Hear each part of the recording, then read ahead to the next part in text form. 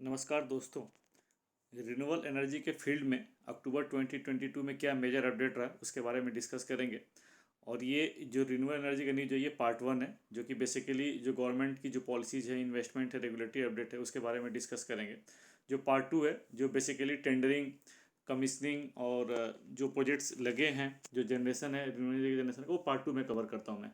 तो आइए डिस्कस करते हैं पार्ट 1 के बारे में। जो फर्स्ट है, Vedanta has invited bids for an additional 500 megawatt of renewable energy for its manufacturing facility in Rajasthan, Chhattisgarh and Orissa. Vedanta has set a target to achieve 2.5 gigawatt of renewable energy for its operation by 2030. Next, Ministry of Power has issued revised guidelines on flexibility in generation and scheduling of thermal and hydropower stations through bundling with renewable energy and storage power, which was issued on 12th April 2022. Basically ये जो guidelines है, it is known as a bundling scheme, जिसमें कि renewable energy को जो thermal जो plant है जिनका ऑलरेडी पीपीए हुआ पड़ा है उसके साथ आप बंडल करके आप डिस्कॉम्स को पावर दे सकते हैं। तो जो रिवाइज गाइडलाइंस किया है इसमें ये है कि डिस्कॉम से आपको कंसेंट लेने की ज़रूरत नहीं है। इससे पहले वाले जो गाइडलाइंस थे उसमें यह था कि जो भी जो जनरेटर है, जिसका जो थर्मल पावर प्लांट जनरेटर है, उसमें जो एग्जिस्टिंग पीपीए, उस पीपीए में रिन्यूएबल एनर्जी अगर आपको बंडल करके देना है तो उसके लिए आपको डिस्कॉम से कंसेंट लेना पड़ेगा। थर्ड है, bid has been invited by West Bengal power development corporation to select a consultant for pre feasibility studies and preparation of detail project report for a floating solar power projects at Bakreshwar reservoir in Birbhum district of West Bengal. तो आप देख सकते हैं floating solar आजकल कितना popular हो रहा है। नेक्स्ट है, the ministry of new and renewable energy MNRE has issued guidelines on the manufacturing of high efficiency solar photovoltaic modules under the second phase tranche 2 of the production linked incentive program. Basically जो production linked incentive programme जो tranche 1 है उसके बारे में मैंने detail video मेरा आप YouTube पे आप देख सकते हैं। इस जो जो मिनिस्ट्री ने जो गाइडलाइंस इशू की है उसमें जो अप्रूव्ड जो बजट है डेट इज अराउंड 19,500 करोड़। इसको 3 पार्ट में डिवाइड किया गया। जो जो टोटल फंड है उस टोटल फंड को 3 पार्ट में डिवाइड किया गया। जो पॉलीसिलिकॉन, इनगॉट, वेफर, सेल और मॉड्यूल, मतलब जो पॉलीसिलिकॉन से मॉड्यूल तक के लिए इसमें 12,000 करोड़ का फंड रखा गया है। वेफर से मॉड्यूल के लिए 4,500 करोड़ का फंड रखा गया है और सेल मॉड्यूल के लिए 3,000 करोड़ का फंड रखा गया है। अगर आप सोलर पैनल के मैन्युफैक्चरिंग की अगर हम लोग बात करें तो इसमें मेजर बेसिकली 4 स्टेजेस होते हैं। जो फर्स्ट स्टेज होता है वो होता है सिलिकॉन से पॉलीसिलिकॉन बनाने का एक स्टेज होता है। सेकेंड स्टेज हम बोलते हैं पॉलीसिलिकॉन से वेफर और इनगॉट की हम बात करते हैं। जो थर्ड स्टेज होता है वो इनगॉट से सेल बनाने की बात करते हैं। जो फोर्थ स्टेज है सेल से मॉड्यूल बनाने की बात करते हैं। इंडिया में आज की डेट में केवल वेफर से सेल बनाने की फैसिलिटी है और सेल से मॉड्यूल की फैसिलिटी है। सेल से मॉड्यूल बेसिकली ये असेंबली लाइन बोल सकते हैं। और जो सेल मॉड्यूल मैन्युफैक्चरिंग जो सेल फैसिलिटी है इंडिया में वो बहुत ज़्यादा नहीं है, 3 to 4 गीगावाट ही है। और मेनली जो है मॉड्यूल मैन्युफैक्चरिंग कैपेसिटी है। बेसिकली पूरा इंटीग्रेटेड सोलर पैनल जो मैन्युफैक्चरिंग फैसिलिटी उसको प्रमोट करने के लिए गवर्नमेंट ने ये PLI स्कीम लाई है। नेक्स्ट है, the founder and chairman of wind energy company messrs Switzerland energy Tulsi Tanti passed away to the cardiac arrest. और जो तुलसी तांती है बेसिकली काफ़ी वेल नोन फिगर थे रिन्यूएबल एनर्जी के फील्ड में, खासकर विंड के फील्ड में। नेक्स्ट है, Waaree energy solar module manufacturer has raised 1,000 crore from the various high net worth individuals and private firms. This will be used to expand the manufacturing facility from 5,000 megawatt to 9,000 megawatt of solar modules. It has plans for backward integration and manufacturing solar cells with a capacity of 5.4 gigawatt. Next है, the Indian energy exchange has traded the following in September 2022। Basically India में आज की date में 3 exchange है। इससे पहले केवल 2 ही major exchange थे। उस जो मैक्सिमम जो ट्रेडिंग होती है एक्सचेंज में, जो वॉल्यूम के उसमें इंडियन एनर्जी एक्सचेंज के थ्रू ही होता है। तो जो इंडियन एनर्जी एक्सचेंज ने सितंबर में 2020 में जो ट्रेडिंग की है उसका डिटेल है। 454 मिलियन यूनिट्स का रिन्यूएबल एनर्जी का हुआ था, जो कि 4% प्रीवियस मंथ मतलब अगस्त से ज़्यादा है। 711 मिलियन यूनिट्स का कन्वेंशनल पावर में हुआ है और 588 मिलियन यूनिट्स का रिन्यूएबल एनर्जी सर्टिफिकेट्स में हुआ है। नेक्स्ट है, ministry of new and renewable energy MNRE has extended the timeline of grid connected rooftop solar programme phase 2 until 31st March 2026. The program was launched in 2019 to help reach the 40 gigawatt of rooftop solar capacity target by 2022. Basically अगर हम solar mission की बात करें तो solar mission में 100 gigawatt का target रखा गया और 100 गीगावाट को बेसिकली 2 पार्ट में डिवाइड करते हैं। 40 गीगावाट जो है रूफटॉप सोलर से आना था और 60 गीगावाट यूटिलिटी स्केल सोलर से टारगेट से आना था। अगर हम लोग रूफ टॉप की बात करें आज की डेट में, तो जो कैपेसिटी है आज की डेट में 60 गीगावाट के आसपास लग गई है। उसमें 6 to 7 गीगावाट ही केवल रूफ टॉप कैपेसिटी आया है 40 गीगावाट के अगेंस्ट में, तो ये बहुत ही कम है। तो बेसिकली रूफ टॉप को प्रमोट करने के लिए ये स्कीम लाई गई थी मनाली के द्वारा, जिसकी की जो टाइमलाइन डेट थी ये 31 मार्च 2023 को ख़त्म हो रही थी। उसी डेट को एक्सटेंड करके 31 मार्च 2026 कर दिया गया, बेसिकली 3 साल और एक्सटेंड कर दिया गया है। Next, JSW Neo Energy entered into a memorandum of understanding with Government of Maharashtra to set up a 960 megawatt hydro pump storage projects. The company has secured resources of 6 gigawatt of hydro PSP। और जो total अगर JSW new energy की बात करें, तो जो total renewable energy का target है that is 10 gigawatt. Next, Maharashtra electricity regulatory commission directed MSEDCL Maharashtra state electricity distribution company limited, जो कि वहाँ की गवर्नमेंट डिस्कॉम है, to pay a late payment surcharge to messrs transport corporation of India limited, जो कि wind developer है, from 15 March to 31 March 2022 within a month for 6.5 megawatt of wind projects in Sangli district of Maharashtra. It was entitled to a late payment surcharge of 1.65 crore and 0.65 crore as interest on the late payment surcharge. Next, as per IMF, developing economics needed an investment of $1 trillion per year by 2030 solely in the renewable energy sector to stay on track to achieve the net zero greenhouse gas emission target by 2050. Next, Tata Power has plans to develop around 10,000 megawatt of renewable energy capacity, जिसमें कि mainly solar sector से ही आएगा, in the next 5 years in Rajasthan. Next है the Madhya Pradesh Electricity Regulatory Commission approved the deviation in the bidding guidelines for developing the Omkareshwar floating solar power projects phase 2. Ramsal and Madhya Pradesh Power Management Company has jointly filed a petition for approval of certain deviation from bidding guidelines issued by the Ministry of Power for the development of 600 megawatt floating solar power projects. मैं थोड़ा सा आपको यहाँ पर update कर दूँ कि जो under section 63 of electricity act 2003 है, उसमें मिनिस्ट्री ऑफ पावर ने स्टैंडर्ड बिडिंग डॉक्यूमेंट्स इशू किए हुए हैं सोलर के लिए, विंड के लिए, हाइब्रिड के लिए और round the clock renewable energy power के लिए। फ्लोटिंग के लिए सेपरेट गाइडलाइंस नहीं है, फ्लोटिंग के लिए जो सोलर के लिए जो स्टैंडर्ड बिडिंग डॉक्यूमेंट्स हैं वही इसके लिए गाइडलाइंस है। अगर कोई भी बिडिंग एजेंसी अगर गाइडलाइंस में जो स्टैंडर्ड बिडिंग डॉक्यूमेंट्स में अंडर सेक्शन 63 में अगर बिडिंग करना चाहती है, उसमें अगर कुछ डेविएशन चाहती है या कुछ अमेंडमेंट चाहती है, तो उसके लिए उसको स्टेट रेगुलेटर या जो कंसर्न रेगुलेटर है उसके पास उसको अमेंडमेंट के लिए पेटिशन फाइल करना पड़ता है, और अगर वो अप्रूव्ड हो जाता है उसके बाद ही बिडिंग गाइडलाइंस वो इशू कर सकती है उस अमेंडमेंट को। अदरवाइज जो स्टैंडर्ड बिडिंग डॉक्यूमेंट्स उसको फॉलो करना पड़ता है। तो इसमें जो इन्होंने ओंकारेश्वर फ्लोटिंग के लिए कुछ बिडिंग गाइडलाइंस जो कि सिक्योरिटी से जो रिलेटेड था, सिक्योरिटी अमाउंट से कुछ रिलेटेड था, उसके लिए उन्होंने पेटिशन फाइल की जिसको कि स्टेट रेगुलेटर ने अप्रूव कर दिया। इसके बाद फिर ये फर्दर प्रोसेस में आ जाएगा। नेक्स्ट है ministry of new and renewable energy has clarified that open access and net metering renewable energy projects will not come under the approved list of model manufacturers if applied for approval before 1 October 2022. The ministry has also stated that ALM will not be applicable for behind the meter solar power projects used for the captive consumption. थोड़ा सा मैं आपको यहाँ पर update कर दूँ, जो ALM list है approved list of model manufacturers, ये ministry of new and renewable energy इसको इशू करता है। और इसमें कंडीशन ये है बेसिकली आज की डेट में जो डिस्कॉम को पावर प्रोक्योर करना है बिडिंग के थ्रू, उसमें जो प्रोजेक्ट्स लगेंगे वो ALM के थ्रू ही, जो उसमें जो पैनल्स आएंगे, जो उसमें मॉड्यूल्स आएंगे वो ALM लिस्ट में जो अप्रूव्ड मॉडल और मैन्युफैक्चरर्स आएंगे उसी के थ्रू आएंगे इसमें। अब इसमें बाद में फिर इसको एक्सटेंड करके और भी जो गवर्नमेंट PSUs के जितने टेंडर्स थे और जो गवर्नमेंट स्कीम्स के जितने प्रोजेक्ट्स थे उसमें सारे ALM में मैंडेटरी था। उसके बाद में इसको अमेंड करके जो ओपन एक्सेस प्रोजेक्ट्स हैं और नेट मीटरिंग प्रोजेक्ट्स हैं उसको भी इसमें कवर कर लिया गया था। बहुत सारे इसमें जो इंडस्ट्री के इसमें रिप्रेजेंटेशन है मिनिस्ट्री के पास में, तो फिर उसमें ये मॉडिफाई करते ठीक है 1 October 2022 से पहले अगर आपने अप्लाई कर रखा है नेट मीटरिंग और ओपन एक्सेस के लिए तो उस केस में ALM मैंडेटरी नहीं होगा, लेकिन उसके बाद वाले केस में मैंडेटरी होगा।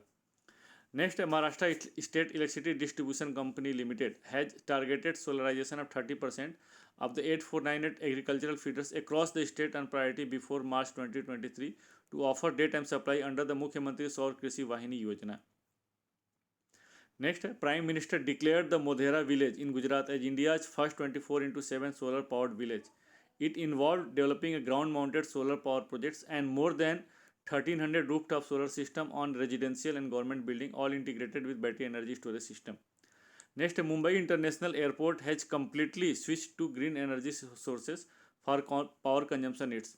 Around 5% of the airport's electricity requirement is met through the on-site solar projects, while the remaining 95% is from the other green energy sources such as hydro power and wind. Next, the Central Electricity Authority has prepared a draft resource adequacy plan to maintain adequate generation capacity to meet future energy demand. Next, the Central Electricity Regulatory Commission (CERC) has postponed the commencement date of various sub-rules of CERC, Connectivity and General Network Access to the Inter-State Transmission System Regulation 2022. The new effective date will be notified later. The central regulator did not provide any reasons for the postponement.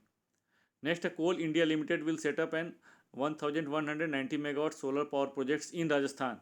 It signed an memorandum of understanding with Rajasthan Rajya Vidyut Utpadan Nigam limited to setup solar projects in solar park.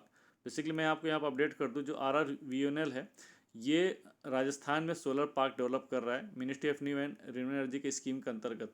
उस solar park में जो RRVNL जो solar park develop कर रहा है, उसी solar park जो 2000 megawatt का सोलर पार्क है, उसमें 1190 मेगावाट 1190 मेगावाट जो कोल इंडिया लिमिटेड प्लांट लगाएगा. Next, central electricity regulatory commission has issued an discussion paper on pricing methodology in the power trading market in the wake of price spikes and unprecedented demand in the last year. आप इसमें देख सकते हैं, अगर आप इसको track कर रहे होंगे तो जो मार्केट में जो ट्रेडिंग जो हुआ था, इसमें 20 रुपये का रेट चला गया था. बाद में CERC ने इसको कैप करके 12 रुपये कर दिया था. और ये बेसिकली जो स्पाइक्स आया था ये अक्टूबर 2021 और मार्च 2022 में ज़्यादा आया था, जिसमें कोल की जो कमी हो गई थी और डिमांड भी काफ़ी बढ़ गया था. तो इसका एक मेजर रीजन था. इसी बेसिस पर CERC ने ये डिस्कशन पेपर इशू किया है. नेक्स्ट है, एज पर Bloomberg NEF energy storage installation world wide are projected to reach a cumulative of 411 gigawatt by the end of this decade. By 2030 तक जो 411 गीगावाट का एनर्जी स्टोरेज कैपेसिटी आ जाएगा इस पर ब्लूमबर्ग रिपोर्ट. उसका रीज़न ये है कि जो रिन्यूएबल एनर्जी सोर्सेज है, मेनली सोलर और विंड जो है, काफ़ी पेनेट्रेट कर रहे हैं और ग्रिड की बैलेंसिंग के लिए और भी सारी चीज़ों के लिए जो है स्टोरेज के लिए इतनी रिक्वायरमेंट पड़ेगी. Next, Rajasthan government launch the Saur Krishi Aajeevika Yojana scheme and portal to facilitate farmer to install solar plants on their barren और under utilised land. The new online portal will be a platform where farmers and landowners can register their land to give on lease. According to DNV report, renewable will cut the conventional energy shares in the overall energy mix to just below the 50% marks in 2050.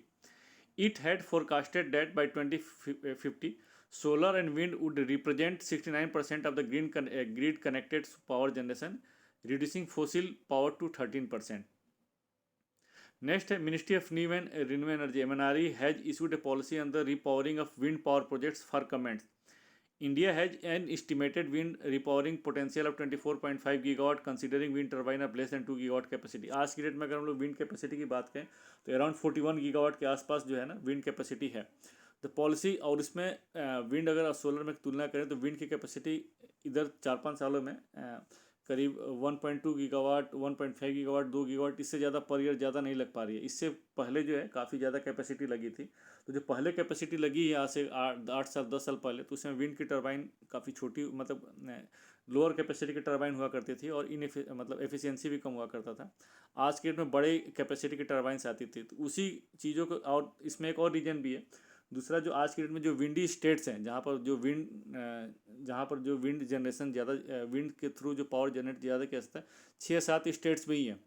इसलिए हर जैसे solar की तरह सारे states में जो wind की resources available नहीं है. लिमिटेड स्टेट्स हैं, लिमिटेड साइट्स हैं, और उस लिमिटेड साइट्स पर ऑलरेडी जो है विंड के प्रोजेक्ट्स जो पुराने लगे हुए हैं, तो वो एक तरह से रिसोर्सेज को हम कम यूटिलाइज नहीं कर पा रहे हैं प्रॉपरली, क्योंकि पहले जो है छोटी विंड टर्बाइन आती थी. उन्हीं सब चीज़ों को कंसिडरेशन करते हुए MNRE ने ये ड्राफ्ट जो है ये पॉलिसी निकाला अभी कमेंट्स के लिए. आप इसमें बताया भी गया कि देखो, जो अभी आज की जो रिपावरिंग के लिए जो पोटेंशियल 24.4 गीगावाट तक का पोटेंशियल है, क्योंकि उसमें जो 2 मेगावाट से जो कम की कैपेसिटी उन्हीं टर्बाइन को लिया गया. The policy intends to facilitate the optimum utilisation of wind turbines below 2 megawatt whose design life is completed by maximizing their energy yields per square kilometer of the project area by developing state of art onshore wind turbine technology. Next, Greenco has signed a memorandum of understanding with JSP to supply 1000 megawatt of green energy to JSP's Odisha plant. Next, as per the PFC report on DISCOM performance, the average aggregate technical and commercial AT&C losses for DISCOM at the national level increased from 2.73% in 2019 to 22.32% in 2021. अगर देखा जाए, ministry of power बहुत सारी schemes लेके आई थी, उदय scheme और ये सब. उसका मेन जो मोटो था डिस्कॉम्स के परफॉर्मेंस को सुधारना था. उस परफॉर्मेंस में एक मेजर क्राइटेरिया AT&C लॉसेस का था. तो जहाँ पर लॉसेस और कम आनी चाहिए अगर देखा जाए तो उससे लॉसेस बढ़ी गई, मतलब. तो ये अच्छा इंडिकेशन नहीं है. नेक्स्ट है, एज पर the international energy agency IA, carbon dioxide emissions from fossil fuel combustion globally are expected to grow by just under 1% this year as a strong expansion of renewable and electric vehicle prevent is surprise. Actually एक तरह से positive news ही बताया इसमें कि जो 1% के अंदर ही जो है CO2 का एमिशन रहेगा. उसका रीज़न ये है कि रिन्यूएबल एनर्जी और जो इलेक्ट्रिक व्हीकल्स की बात की है. Next, NLC India limited and national institute of wind energy NIWE signed a memorandum of understanding to develop onshore and offshore wind power projects in India. Next है SJVN green energy, जो कि 100% subsidiary company है SJVN की, signed a memorandum of understanding with Assam power distribution company APDCL to invest 6,000 crore for developing 1,000 megawatt of floating solar power projects in state. The company has a vision of achieving 5 gigawatt by 2030. अगर company की बात करें, SJVN की बात करें, the company has a vision of achieving 5 gigawatt of renewable energy by 2023, 25 gigawatt of renewable energy by 2030 and 50 gigawatt of renewable energy by 2040. Next, Adani Group is considering building wind and solar generation plants in Morocco, जो north African nation है, and facilities to produce green hydrogen for export to European nations. Next, as per the PFC report on DISCOM's performance, the average cost of supply for DISCOM increased from 6.14 per unit in 2019 to 6.19 per unit in 2021. The average revenue realized with tariff subsidy decreased from 5.85 per unit in financial year 20 to 5.62 per unit in financial year 2021. Uday had set a target to reduce SES ARR gap to 0 by financial year 2019. अब देखिए, जो उदय scheme की जो मैं बात कर रहा था अभी वही है. इसने टारगेट जो था SES, जो एवरेज कॉस्ट ऑफ सप्लाई और एवरेज जो रेवेन्यू जो था रियलाइज, इसमें गैप जीरो होना चाहिए. लेकिन यहाँ पे आज की डेट में देख रहे हैं कि अभी जीरो नहीं हो रहा बल्कि बढ़ ही गया है. The Ministry of Finance, Department of Revenue has imposed anti-dumping duty for 5 years on electro-galvanized steel originating in or exported from South Korea, Japan and Singapore. और बेसिकली अगर न्यूज़ देखा जाए रिन्यूएबल एनर्जी से क्या रिलेटेड है, तो जो ये जिसकी बात कर रहे हैं ये जो इलेक्ट्रो गैल्वेनाइज्ड स्टील की जो बात कर रही है, जो माउंटिंग स्ट्रक्चर है और भी जो अदर मटेरियल हैं जो सोलर प्लांट लगाने के लिए उसमें यूज़ किया जाता है. This galvanised steel is used in solar energy products including solar charge controller, module mounting structure and support structures. इसकी वजह से कॉस्ट बढ़ सकती है. नेक्स्ट है, in Karnataka State High Level Clearance Committee headed by Chief Minister approved 11 projects with a total investment of 1.7 lakh crore. Next, Switzerland wind turbine manufacturer raised 1,200 crore through a right issue of 2.5 billion, partly paid up equity share. The issue was oversubscribed 1.8 times. And next, Borosil Renewables, an Indian-based solar glass manufacturer, has completed the acquisition of 86% stake in Interfloat Corporation and glass manufacturer Brandenburg entities engaged in the solar glass manufacturing business, sales and distribution in Europe. Now, Borosil's solar glass manufacturing capacity will grow to 750 tons per day from 450 tons per day, an increase of 66%. Next है, Goa plans for 100% green energy by 2050. Goa ने target रखा है 2050 तक they will be जो electricity जो total requirement होगी that will be achieve to the 100% from the green energy. Next है, Jackson green signed a memorandum of understanding with Rajasthan government to invest about 22,400 crore to set up a green hydrogen and green ammonia project. Jackson Green will set up a 365,000 tons per annum green hydrogen green ammonia plant with an integrated hybrid renewable power complex in phases. Next, according to National Energy Administration, China has installed 52.6 gigawatt of solar capacity in the first 9 months of this year. The cumulative solar installation crossed the 350 gigawatt mark in September, overtaking wind installation by a margin of 5 to 6 gigawatt. Her states her country की यही कहानी है. अगर आप India का भी अगर track करें तो देखेंगे पहले जो स्टार्टिंग में जो था विंड कैपेसिटी ज़्यादा थी, फिर बाद में सोलर ने इसको ओवरटेक कर लिया. सेम चाइना में भी यही कंडीशन थी, विंड कैपेसिटी ज़्यादा, क्योंकि विंड टेक्नोलॉजी बहुत पुरानी टेक्नोलॉजी है और बहुत सारी कंट्रीज में पहले से ही आ रही है. और इधर अगर हम बात ट्रैक करें तो पिछले 6-7 सालों में जो कैपेसिटी लगी है सोलर में, ये पिछले 6-7 सालों में ही ज़्यादा लगी है. सेम चाइना में भी यही है और इंडिया में भी सेम यही कैपेसिटी है. इंडिया में आज के डेट में 41 गीगावाट के आसपास विंड है और 60 गीगावाट के आसपास सोलर है. सेम अगर हम चाइना की बात करें तो वहाँ पर जो कैपेसिटी जो बात करें 350 गीगावाट के आसपास विंड था और सोलर जो है इसको क्रॉस कर गया 5 to 6 गीगावाट के आसपास. According to Asia Europe clean energy solar advisory company AECA report, China's wafer, cell and module production capacity are predicted to touch 550 to 600 gigawatt by end of the 2022. Next है Singapore to achieve carbon neutrality by 2050. It has plans to look at the developing low carbon hydrogen as a major power supply in the long term. Next है Keppel Infrastructure and Greenco Group signed a memorandum of understanding MOU to jointly explore green ammonia and renewable energy opportunity to meet the growing demand for the low carbon energy in India, Singapore and globally. They will explore the feasibility of developing a production facility of 250,000 tons of green ammonia per year. The companies will also identify and evaluate a portfolio of solar and wind energy projects of approximately 1.3 gigawatt installed capacity, complemented with pumped hydro storage to power the green ammonia production facility. Next, according to latest World Energy Outlook by the International Energy Agency, the global crisis triggered by the war in UK could accelerate the transition to a more sustainable and secure energy system. Next, as per the IEA report, global clean energy investment to rise above $2 trillion by 2030. Next, MNRE has amended the tenders provision for impaneled vendors under the component B of the PM Kusum. PM Kusum में basically 3 scheme है और ये ministry of new and renewable energy की बहुत एक important scheme है.